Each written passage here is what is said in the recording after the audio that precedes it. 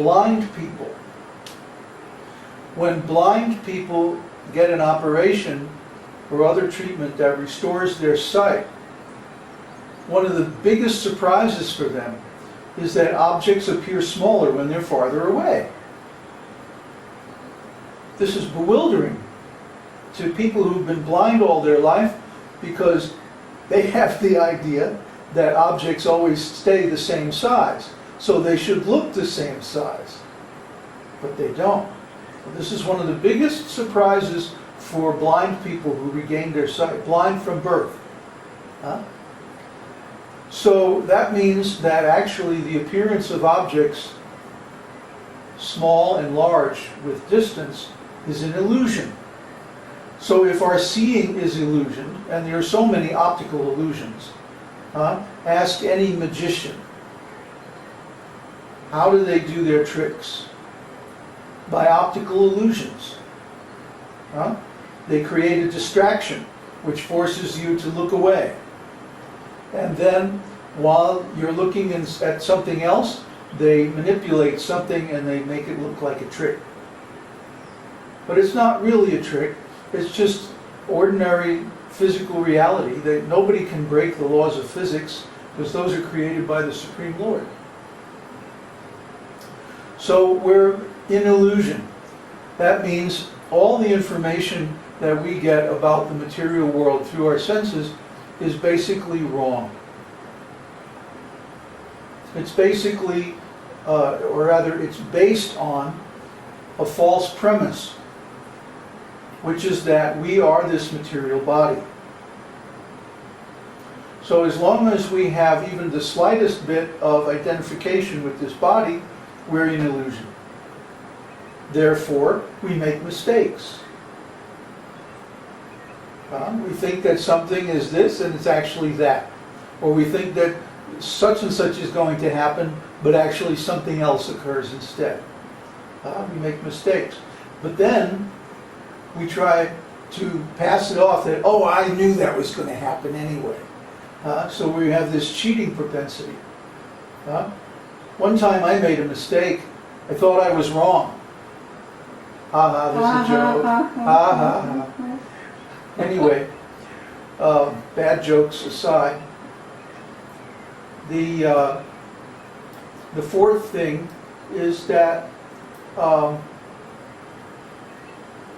we don't have actual perfection in any area of life. But we think that we know things. We think that we have knowledge. But yet, our knowledge is always covered by illusion. So what to speak of ordinary things, like objects appearing smaller when they're farther away? When we try to understand really important things like the nature of God, reality, the creation of the world, and so on, how can we come up with the truth, because we can't even see the whole world? And we don't even remember the creation because we weren't there. But how can we know anything about the creation or about the structure of this world? Because our observing position, our observing platform is so limited that we really can't get accurate information about it. Our only hope of getting real information, accurate information about things like the creation, is through the scriptures. Because after all, God was there. He was the eyewitness, and He remembers everything. His senses are perfect. His intelligence is unlimited. And He has no tendency to cheat, because He has no motivation to cheat. After all, God is the supreme. And no one is more powerful, no one is more beautiful, no one is more intelligent, and so on and so forth. He can't be removed from His position. So He has no motivation to lie. So when God gives the account of creation in the scriptures, we can trust that this is correct. There's no reason for it to be anything but. So when we encounter these different theories, they all basically suffer from the same defect.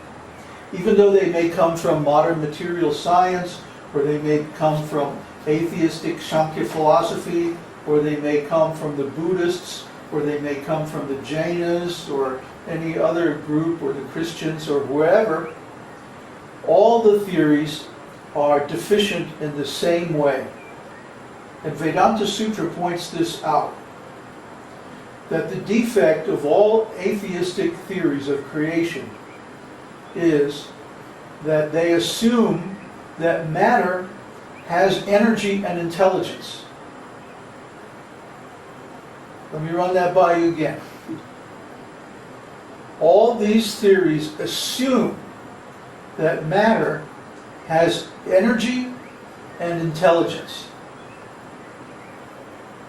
So let's try to think of an example that shows that matter has energy and intelligence. Can anybody come up with an example? I'm going to start asking questions for a change. Usually I sit here and let you guys ask the questions, but now I'm going to ask a few questions. Peter says Mexican jumping beans. Oh yeah. Mexican chilies. He's got a good sense of humor. Well, we'll get to that in a minute, Neville. Wait a minute. El burro, our faithful jeep, skin cells multiplying.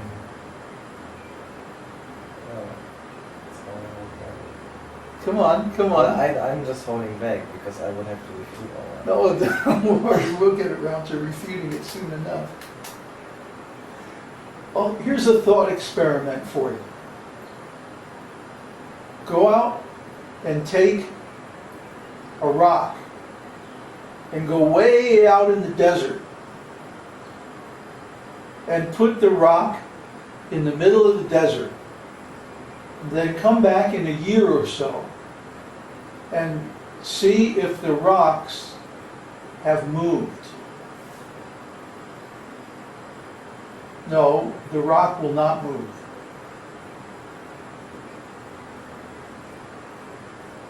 Peter, you just need to sort of be quiet and listen for a while, okay? Matter does not have its own energy. It only moves when something else acts on it. For example, if in the case of the rock, if there was an earthquake, or maybe a big storm and a flood pushes it with water, or maybe some horse comes by and kicks it or something like that. But barring some kind of interference, the rock is just going to sit there for 1,000 years, 1,000,000 years. It's not going to do anything. Matter is inert. The only time we see matter that has energy, and I can't believe that nobody came up with the example of the sun. The sun appears to have enormous energy. Where that energy comes from? Well, where does that energy come from? That's the question. Because we see, if we take, for example, a glass of water or anything else, unless we do something with it, it doesn't do anything. It just sits there. There's 1,000,000 different experiments you can do that prove this. The only time that matter changes or moves or does anything is when life acts on it. Our own material bodies are a good example. When the soul is present in the material body, the body apparently has activities, it radiates heat energy and all kinds of other stuff. It apparently manifests symptoms of intelligence, perception, and so on. But as soon as the soul leaves the body the body becomes inert. And it starts to lose its organization. It starts to lose information and become a much more simple thing, namely rotting flesh. So the apparent motion and energy of the body, and even its apparent symptoms of intelligence and so on, are all due to the presence of the soul, the presence of life. And as soon as the life leaves the body, then it just disintegrates. It becomes inert. The only difference between living matter and non-living matter is the presence of the soul.